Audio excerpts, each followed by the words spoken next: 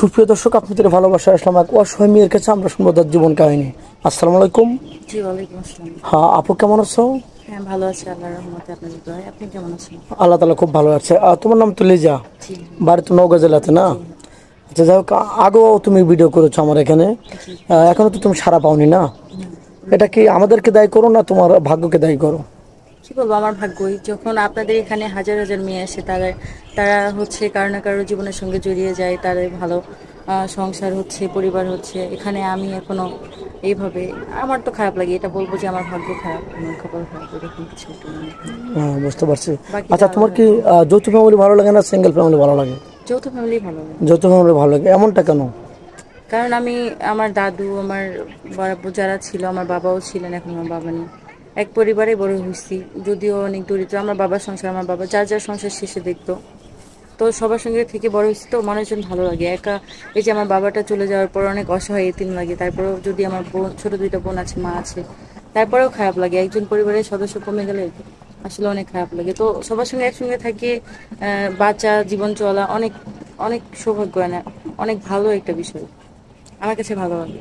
আচ্ছা, এক কথা, গবরে পদ্মফুল, মেয়েটা অনেক ভালো, নামাজ পড়ে, খুবই ভালো মনের মানুষ। তো যাই হোক, কোনো প্রবাসী যদি বিয়ে করতে চান, তোমার কি ফোন নাম্বার আছে? না, আমার কোনো ফোন এখনও ফোন কিনে নিয়ে আমাদের নাম্বার দেওয়া থাকবে, কেউ ভিডিও কল দেবেন না। ভিডিও কল দিলে ব্লক করতে বাধ্য হবো। আপনি স্ক্রিনশট মেরে পিকচারটা পাঠিয়ে দেবেন, আমি তাকে দেওয়ার চেষ্টা করবো। এটা ইউটিউব চ্যানেল কর্তৃপক্ষের নাম্বার দেওয়া থাকবে, ইমো হোয়াটসঅ্যাপ থাকবে। তো যাই হোক, তুমি তো মুসলমান, নামাজ কালাম তো পড়া হয়। জি। আচ্ছা, কোনো প্রবাসী যদি তোমাকে বিয়ে শাদী করে বাইরে নিয়ে যেতে চান, তোমার কি আপত্তি থাকবে?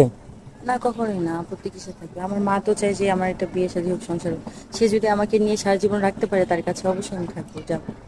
আচ্ছা, তোমাকে কোনো পৌরসভায় বিয়ে শাদী করলেন, তুমি কি তার সাথে কোথায় যাওয়ার ইচ্ছা আছে? মানে ঘুরতে যাবে না, কোনো হজ করতে যাবে নাকি? কোথায় যাওয়ার ইচ্ছা আছে বাংলাদেশে, কোন সে জেলায়? যেহেতু মুসলিম, সে তো ভালো কিছু ইচ্ছে থাকবে। আর তাছাড়াও সে, তার সামর্থ্য অনুযায়ী সে আমাকে যেখানে ভালোবেসে নিয়ে যাবে, সেখানে যেতে চায়। মানে স্বামীর খুশি তোমার খুশি হ্যাঁ, নাকি? এরকম। যাই হোক, একটা স্বামী স্ত্রীর কাছে যেটা চায়, একটু ভালোবাসা, সে কষ্টে থাকবে, সে 12 ঘন্টা ডিউটি করে এসে একটু স্বামী চায় কি স্ত্রী একটু ভালোবাসা, না একটু ভালো কথা বলবে, একটু স্বামীকে কেয়ারিং করবে, এটুকুই তো স্বামীর চাওয়া নাকি? ওটুক তো তুমি অপূর্ণ রাখবে না নাকি? না, না, সত্য? কখনোই না। আমি তাকে হচ্ছে আমার সবটা দিয়ে ভালোবেসে সারা জীবন আমার পাশে রাখতে চাইবো অবশ্যই, সত্য বলছো তো? সে যদি আমাকে রাখে। আচ্ছা, পরে তো প্রতারণা বা ছলচাতুরি বেমানি করবে না? না, না, কখনো। ও, আচ্ছা, যাই হোক, বাংলাদেশের 64 জেলা কোন জেলাটা তোমার ভালো লাগে? জানি না তো, সেরকম কোনো জেলা ঘোরা মানে হয়নি, তোমার তবে জেলা, আমার এলাকা আমার কাছে ভালো। মানে তোমার মাতৃভূমি তোমার কাছে ভালো লাগে, যেটা তোমার নওগাঁতে নাকি? জি। তারপরে তোমার কপালে যেখানে বিয়ে হবে সেখানে তুমি মেনে নিতে পারবে, জি। স্বামীর সাথে থাকতে পারবে।